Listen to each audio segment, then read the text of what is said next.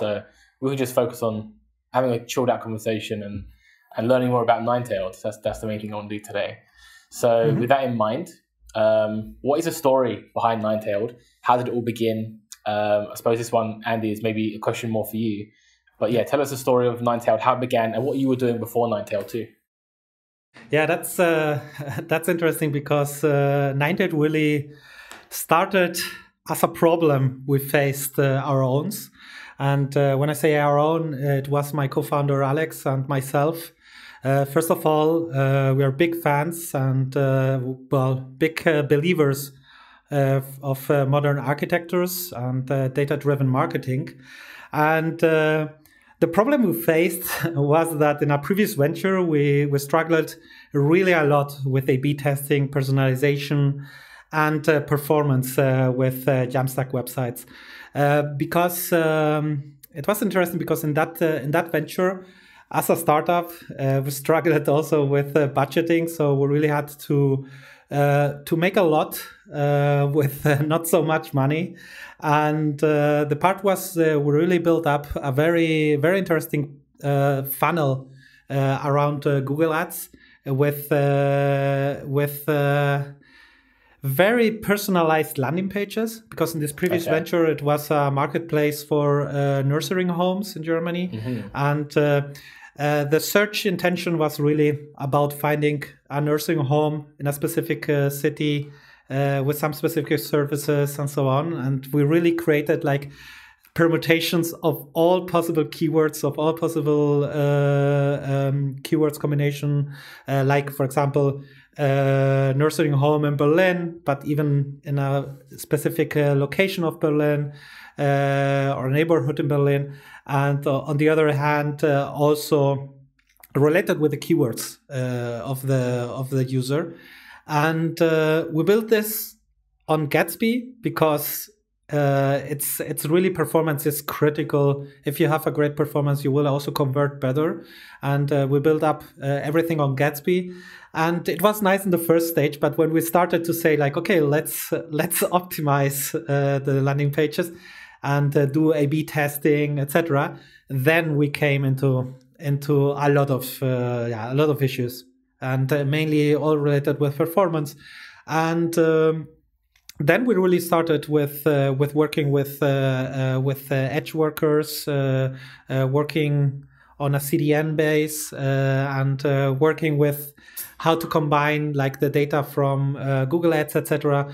And after we sold this venture, Alex and myself was like, okay, what we have done there from a landing page perspective, how we can convert this into a product, and that was really the initial idea of Ninetailed, how to create really real-time personalization with no performance trade-offs and compatible with modern architectures like Gatsby, Jamstack, and so on. That's always a good way to start a SaaS, right, or a software. It's having a problem and then building something to solve the problem, and in that way you know that it's a real problem that you're solving, right? Because you're solving your own problem. So that's a good way to start something. And as far as I know, you're in the market now with a contentful app as well as a Graph CMS integration. Is that right? Exactly. Yeah, that's right. Yeah. So what does Ninetailed bring to a contentful user, a Graph CMS user? You know, what are the breakdown? What's the benefits? The initial benefits?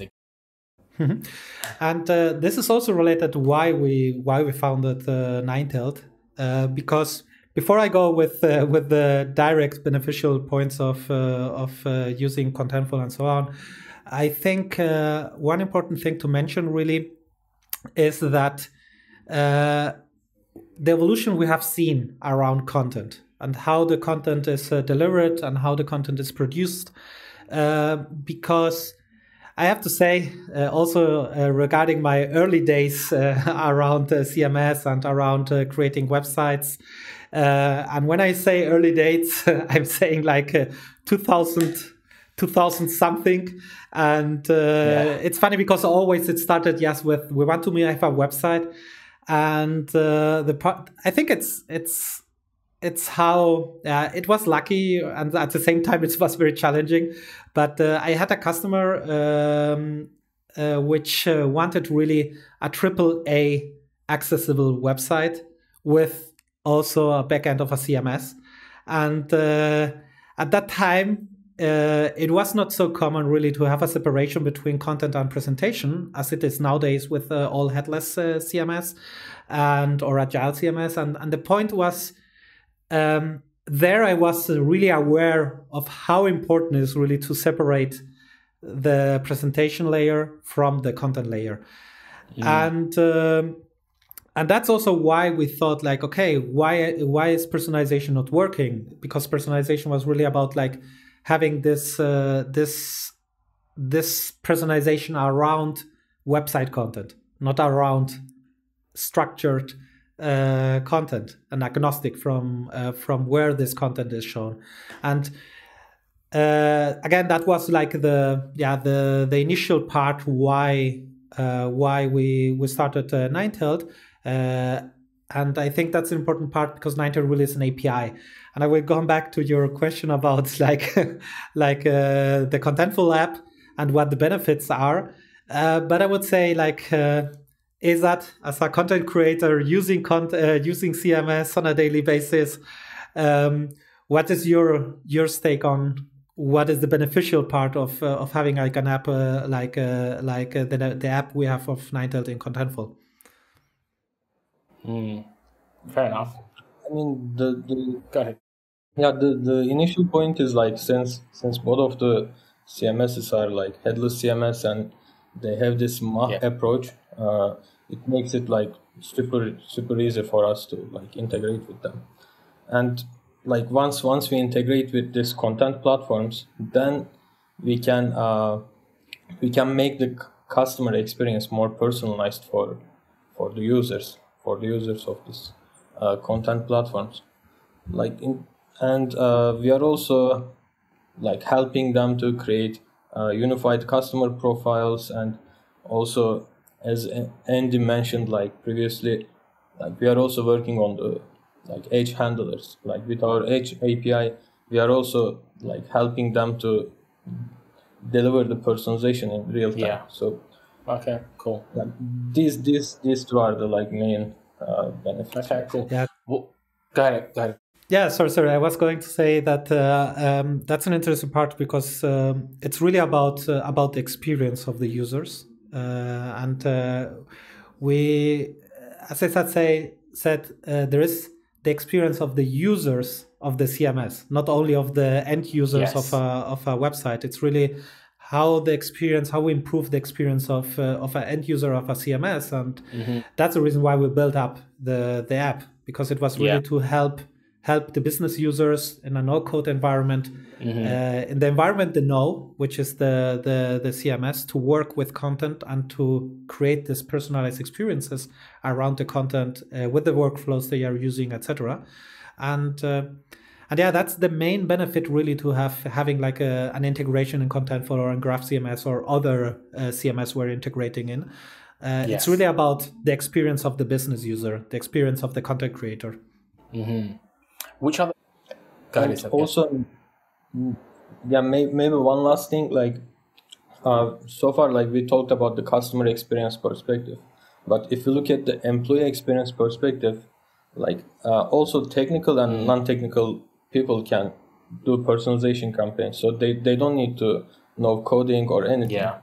Like since then there is like this no-code approach, it's super accessible for anyone. Yeah, and that is super important. Again, with these Contentful, I'm sure the point about me saying historically Contentful has been a very developer-focused platform. So you guys coming in and giving that kind of functionality to the business people, marketers, the non-technical people in the company, it's a great move on your part and very much needed. I think a lot of non-technical people using Contentful would agree with me when I say that, and that's taking nothing away from Contentful. It's a great platform. I mentioned you integrated with Contentful Graph CMS. Do you have other integrations already right now? We're working in several integrations, and we have being approached also by several CMS, and I think to make it short, it's like we are integrating in several CMSs, and I think the interesting part is really that we'll launch a palette of new integration in this quarter, so beginning 2022, and not only about CMSs. I think one important part is we are a data platform.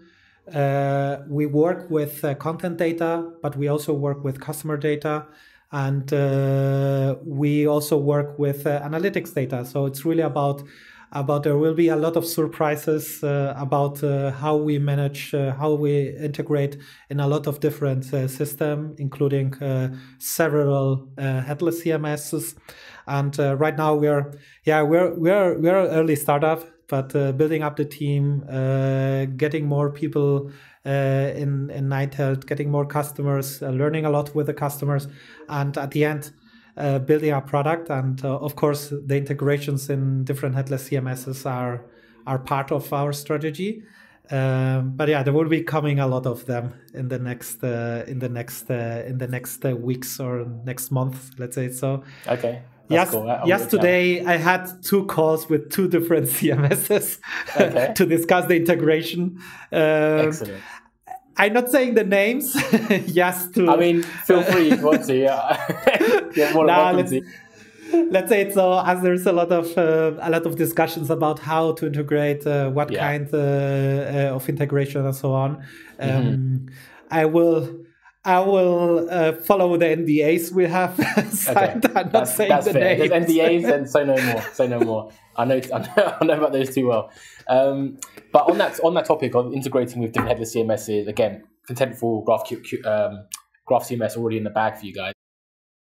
Without naming names, maybe, have you found it easy to integrate with those 2, or the ones you're working with right now?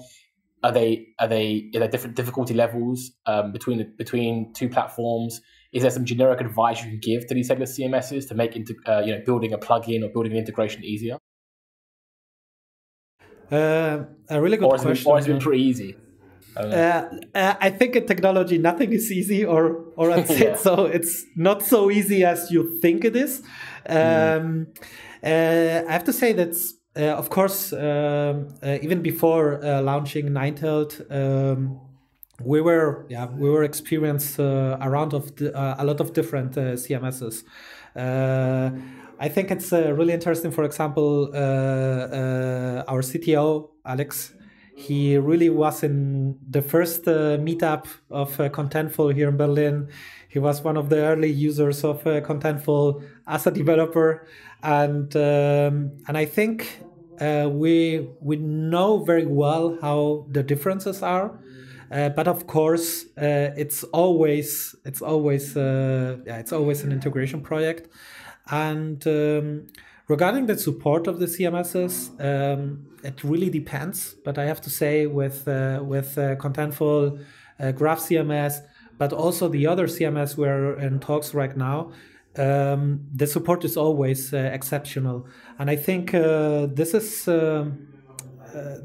really also an example of how this Jamstack space, this API first space, I don't know how to call it, but this composable architecture space, whatever it is, the name. We could go on and on all day with these different terms.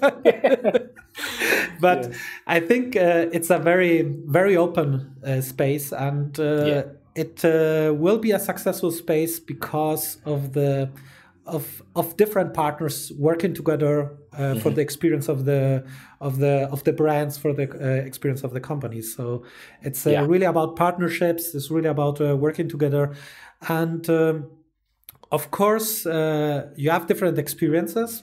So I can say the integration with Contentful, which was the first one, we did it in a couple of sprints, and we got really a lot of support from their partnership team, and it was really, really smooth. The let's say so, the approval process, and After that, we also had, we have a really good relationship. We had like a lot of, let's say it's so, collaborations with Contentful.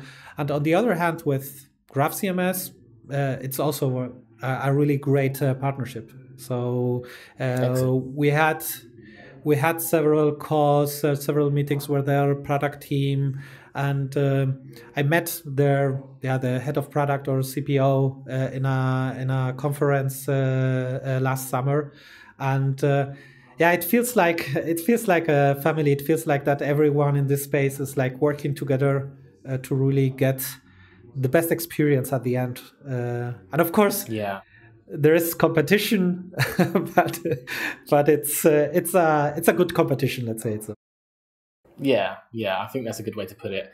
And I think this is really important. Excuse me. The DXP space, right? The headless CMS space, evolving into the DXP space. It's important, I think, that headless CMS vendors, and it seems like they have, judging by what you've just said, that it's important, I think, they make these integrations as simple as possible, as accessible as possible to players who want to come into this space, as Ninetailed have. I think if that becomes a difficult process, then the marketing around, hey, you can use us to build a DXP will just be marketing, right? And I think there needs to be a lot of accessibility where personalization engines, where analytics engines, where all sorts of different types of tools are able to come in and say, hey, Contentful, Graph CMS, Sanity, whoever it needs to be, let's build a plugin very, very quickly so that you guys can onboard customers and say, hey, you can build whatever you want, but we've got these integrations here that are totally ready to go, and you can launch something next week because the integration is already pre-built, and at the same time you've got the flexibility and the freedom to not be locked into any of these things. You can build what you want. But I think having those initial integrations and making it easy for people like Ninetailed to build these integrations is super, super important for the growth of this whole DXP space, right? Because the DXP is not just the headless CMS. The headless CMS is enabling it, but those vendors, and again, it sounds like they're doing a good job of it. They need to make it very accessible, very easy to build the rest of that DXP. So I'm glad you're having a relatively easy time building, because I think that's important for the space. Yeah, of course we have like our secret sauce. Why it's easy for us to building this kind of integration. I'm sure. We have worked a lot about that, really. But that's the interesting part. Of course, it's like from the conceptual part, all headless CMS are similar, and I think that's also an important part for the end customers of this composable DXPs. Really, it's to understand that. There are pros and cons. There are always trade-offs, and it's really about the use case.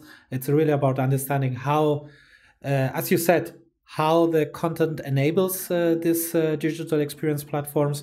But the CMSs are part of this composable architectures, and there is a lot of other vendors, other parts, and I think also the interesting part is. As we speak about composable DXPs, it's really not about like seeing this, let's say it's so monolithic DXP. So you don't start with everything.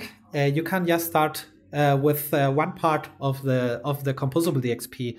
So you can start with something like an Algolia for a search, and then you say, okay, after search, I integrate the CMS, like a Contentful or a Graph CMS or others, and then you build up your composable DXPs based on the needs, based on the use case, and more importantly, making it very, very future-proof. And of course, you will be having adaptation, but not this kind of big replatforming. You will having like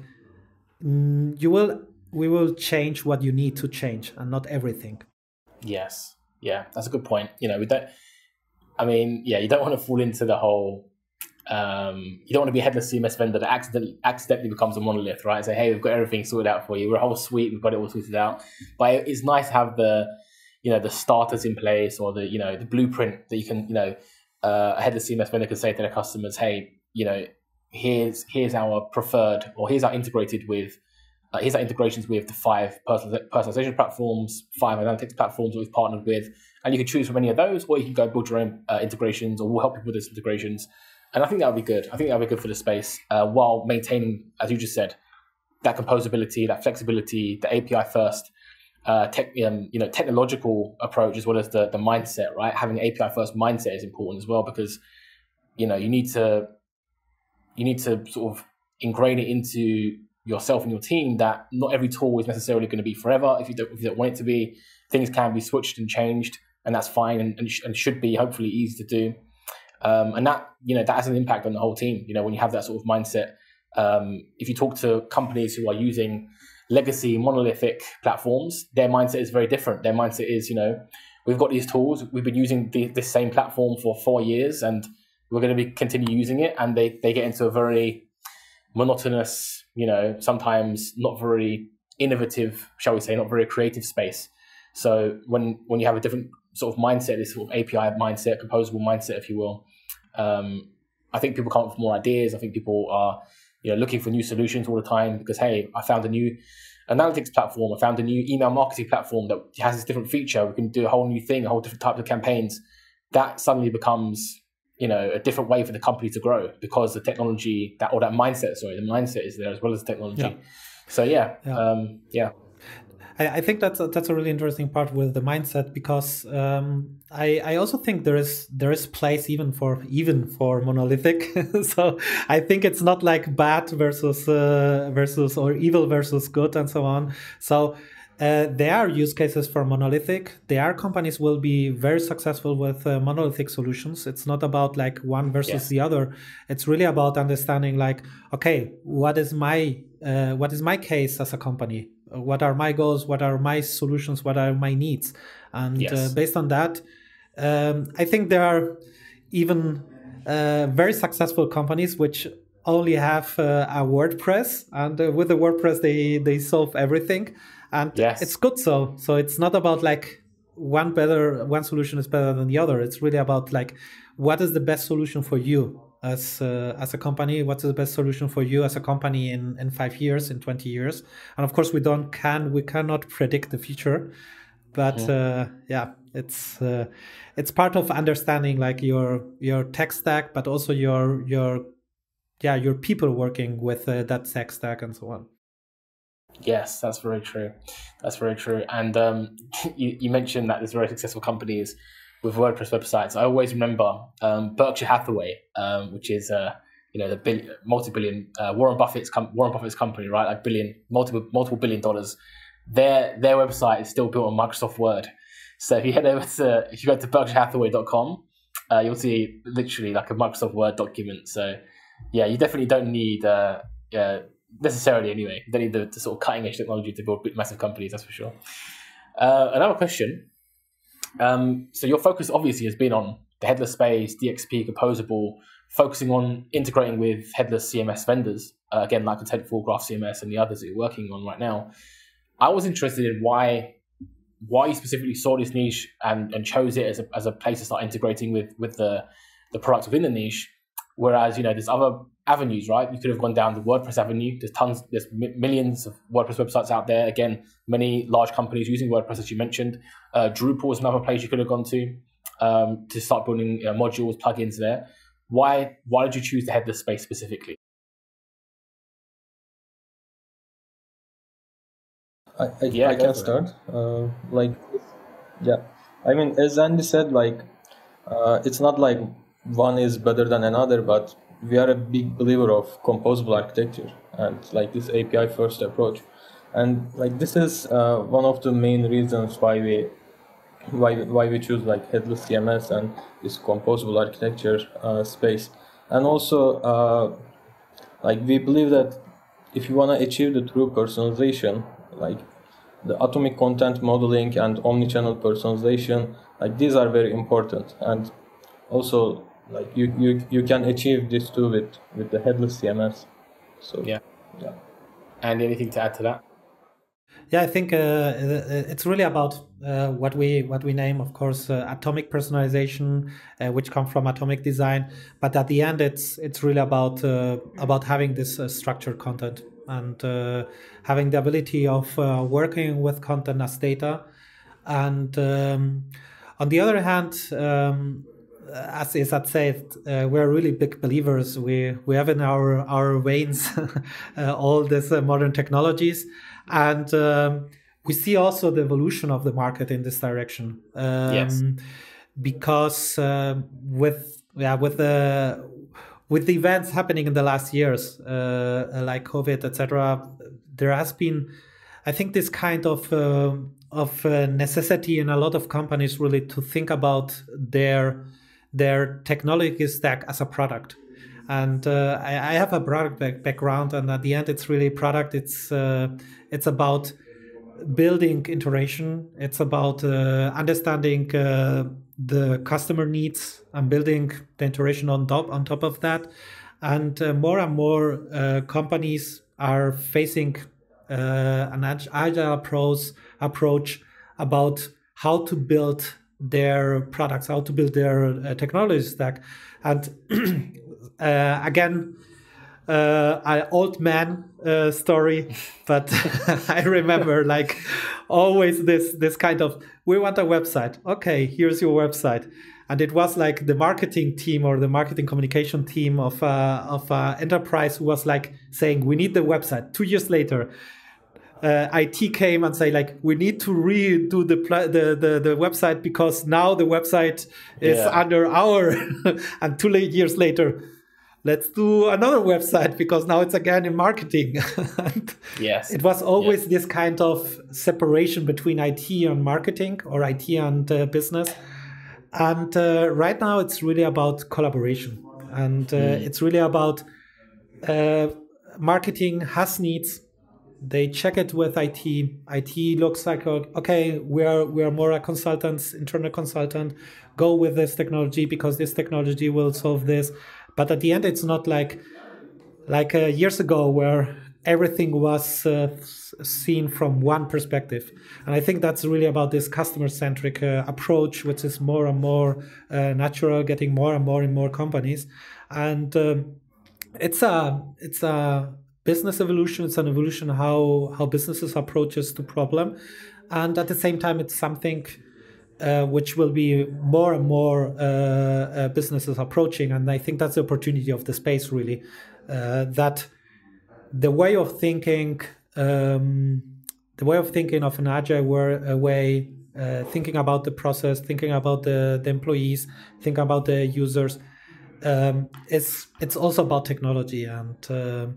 And again, it depends of company to company, but I think the space is moving really according also to what companies are moving internally, what companies see as a success, and the new way of thinking how you should approach the customer experience.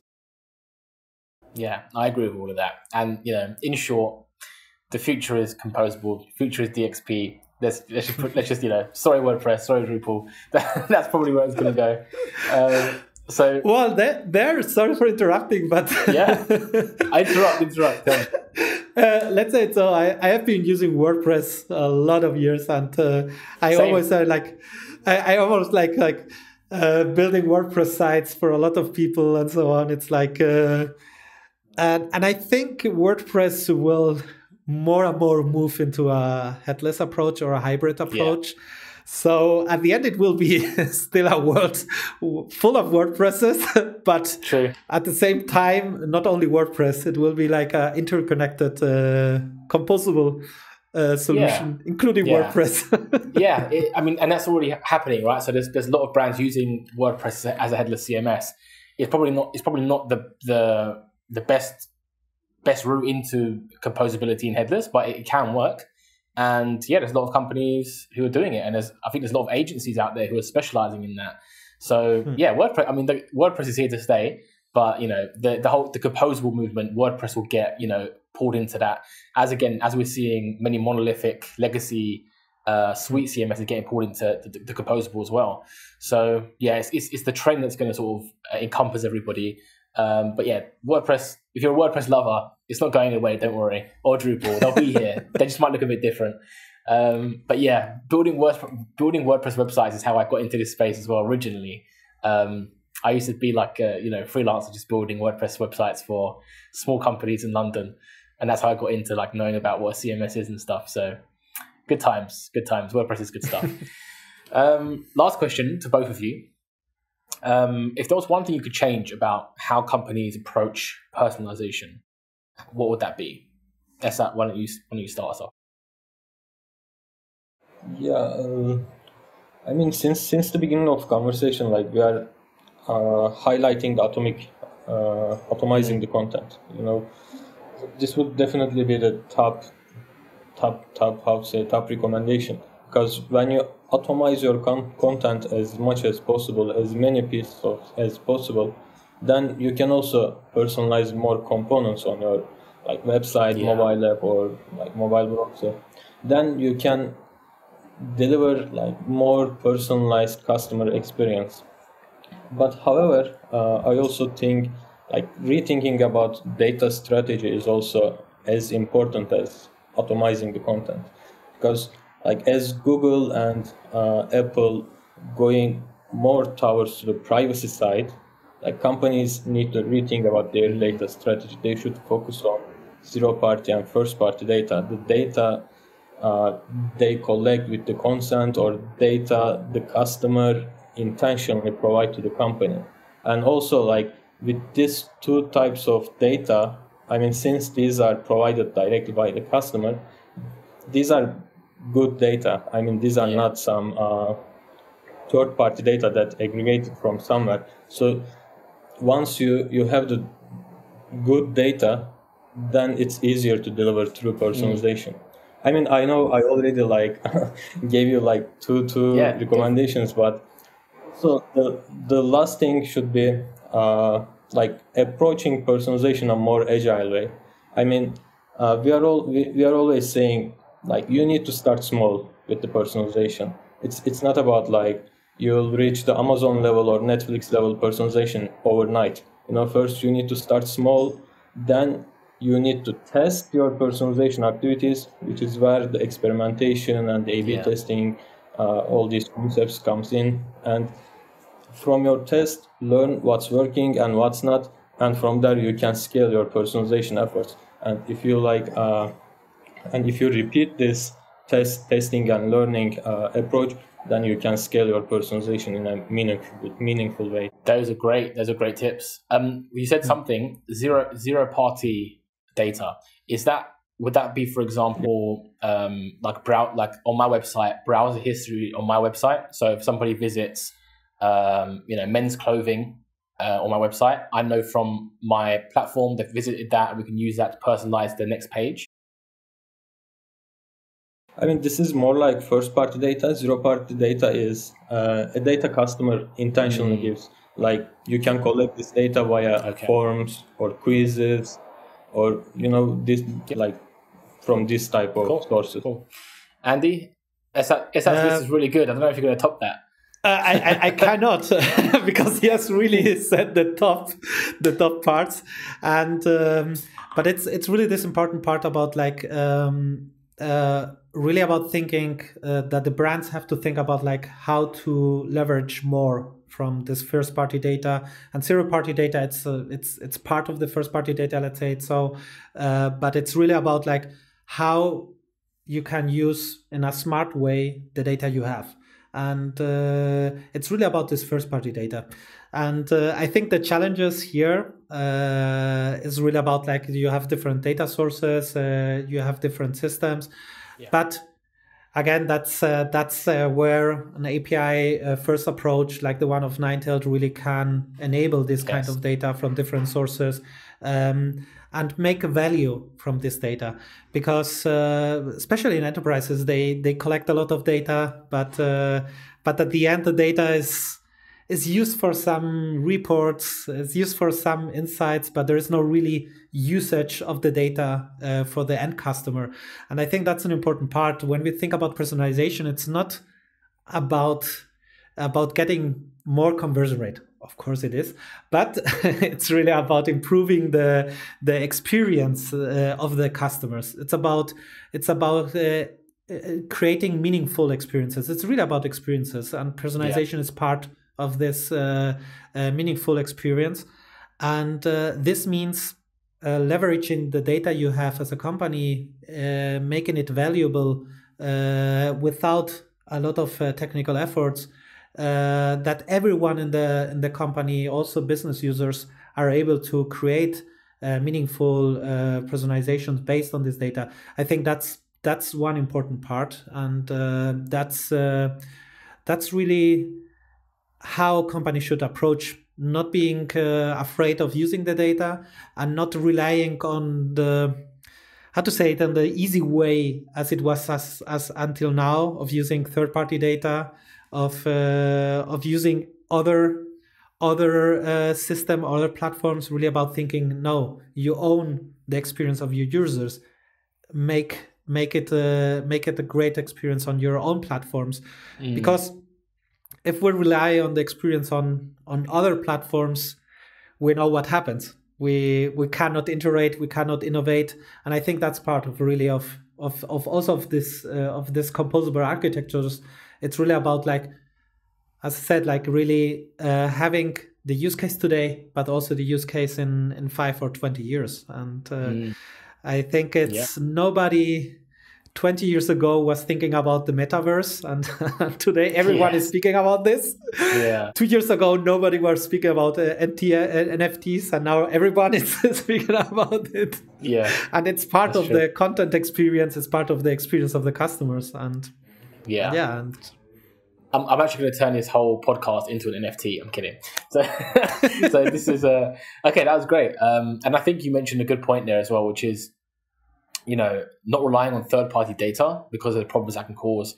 And again, I think, Apple and Google, they're in the process of taking that data away from everybody. That's a lesson, right? It's time to stop relying on outside sources, collect your own source of data, and then you may start small with that too. You may start with almost no data, but over the years you're gonna compile data, and then you're gonna be able to spot your own trends, right? You'll have big data where you can actually spot your own trends, and you can sort of see macro trends in your own audience and build off of that too. So that's just great advice as well, just for companies in general, like personalization and other areas of the business. Make yourself less reliant on outside data, outside, information, and try to build it yourself, even if you have to start small. I think that's a really good piece of advice. Okay, this has been great. If you want to continue the conversation with both of you, Esat and Andy, where can they go? LinkedIn, Twitter? Yeah, I think the best way always is LinkedIn. Of course, also Twitter. You can find me with Andy Kaiser in Twitter, or Andy Kaiser in LinkedIn. And of course, also email andy@ninetailed.io. I will be more than pleasure to continue a conversation on email also. Okay. Esat, how about you? I'm active on most of the social media, even on Clubhouse. So they can via any platform. But if they want to write an email, my email is also esat@ninetailed.io. So any question or any conversation is more than welcome. Amazing. Okay. Well, you've both been fantastic guests. Thank you for your time, and hopefully we'll do it again soon. Yeah, it was really, thank you also for the opportunity.